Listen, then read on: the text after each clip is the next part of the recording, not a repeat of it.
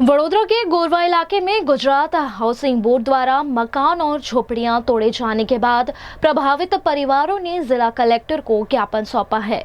गोरवा स्थित Gujarat housing board क्षेत्र में करीब 150 से अधिक कच्चे पक्के मकान और झोपड़ियां गुजरात हाउसिंग बोर्ड और वडोदरा महानगर पालिका की टीम द्वारा तोड़ दी गई। प्रभावित लोगों का कहना है कि वे पिछले 60 वर्षों से यहां रह रहे थे और उनके बच्चों की पढ़ाई गोरवा की ही स्कूलों में चल रही थी। स्थानीय निवासियों का आरोप है कि मकान और झोपड़ियां तोड़ने से पहले उन्हें किसी भी तरह की वैकल्पिक व्यवस्था नहीं दी गई। पीड़ितों ने बताया कि उन्होंने मकान के लिए वडोदरा महानगर पालिका में बैंक के माध्यम से 5,000 रुपए भी जमा कराए थे। इसके बावजूद अब तक किसी भी योजना के तहत उन्हें मकान आवंटित नहीं किया गया, जिसके चलते ज्ञापन सौंपा गया। પાસે આવેલા 60 વર્ષ જૂના કાચા પાકા 150 થી પણ વધારે મકાનો વડોદરા મહાનગરપાલિકા અને ગુજરાત હાઉસિંગ બોર્ડની સંયુક્ત કામગીરીથી જ્યારે તોડી પાડવામાં આવે છે ત્યારે એની પર બુલડોઝર ફેરવવામાં આવ્યું છે ત્યારે અમે કહીએ કે દાદાનું બુલડોઝર ચાલવું જોઈએ, પણ ક્યાં ચાલવું જોઈએ? દાદાનું બુલડોઝર બુટલેગરો પર ચાલવું જોઈએ, દાદાનું બુટલેગર તાનાશાહીઓ પર ચાલવું જોઈએ, દાદાનું બુટલેગર અસામાજિક તત્વો પર ચાલવું જોઈએ, પણ આજે દાદાનું બુલડોઝર એ ગરીબ અને ગરીબી પર ચાલ્યું છે ત્યારે અમને દુઃખ થયું છે।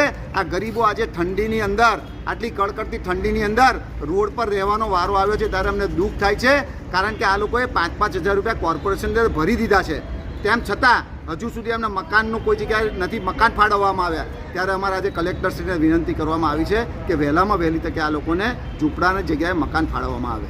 અમે દશામાના મંદિર પાછળ જે ઝૂંપડપટ્ટીઓ છે ત્યાંથી આવ્યા છે। હવે એ લોકોએ અમને ના નોટિસ આપી। અમે છેલ્લા 60-80 વર્ષથી અહીંયા રહીએ છીએ।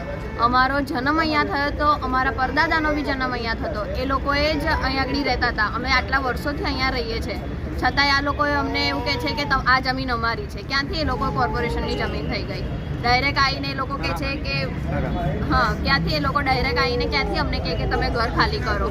એ લોકોએ અમને ના નોટિસ આપી કે તઈ તમે નોટિસ આપી હોય તો બી અમે સમજ્યા, અમને ઘર ખાલી કરતા ફાવે। એ લોકોએ નોટિસ આપ્યા વગર આગલા દિવસે સાંજે 3 વાગે બપોરે 3-4 વાગે આવીને કહી ગયા કે તમને ઘર ખાલી કરવાનું। અમારા જોડે સિગ્નેચર લઈને ગયા કે કાલે 5 વાગ્યા સુધી ઘર ખાલી જોઈએ। હવે અમારા જ્યાં અમે મા વગરની છોકરી છું, હું ક્યાં જાઉં? ઘરે એકલી જ હતી। હવે હું ઘર ખાલી કરું બી કેવી રીતના? મારા પપ્પા રાત્રે ઓફિસથી આવે, હવે કામ કરીને મજદૂરી કરીને ક્યારે રાત્રે આવે, ક્યારે ઘર ખાલી કરે। હવે ડાયરેક્ટ બીજા દિવસે ઘર ખાલી અડધું થયું બી નહોતું, 5 વાગ્યાનો ટાઈમ આપ્યો તો છતાં એ લોકો 2 વાગે આવીને કહે છે કે ઘર ખાલી કરો। અને એ લોકો પૂરી અધિકારીઓને લઈને આવ્યા હતા, પોલીસ અધિકારી વગેરે વગેરે બધાને લઈને આવ્યા હતા। ડાયરેક્ટ જ અમને અમારું ઘરનું સામાન પણ નથી લેવા દીધું। અમારા ઘરના પતરા, બધું જ વસ્તુઓ ઘરની સાધન સામગ્રી બધી જ એ લોકોએ કચ્ચર ઘામ કરી દીધી। અમે લોકોએ અમારો ન્યાય માંગ્યો તો એ લોકોએ અમારો ન્યાય બી નહીં સાંભળ્યો। અમને બસ સરકારને એ જ ન્યાય છે કે અમને ઘરની બદલે ઘર જોઈએ।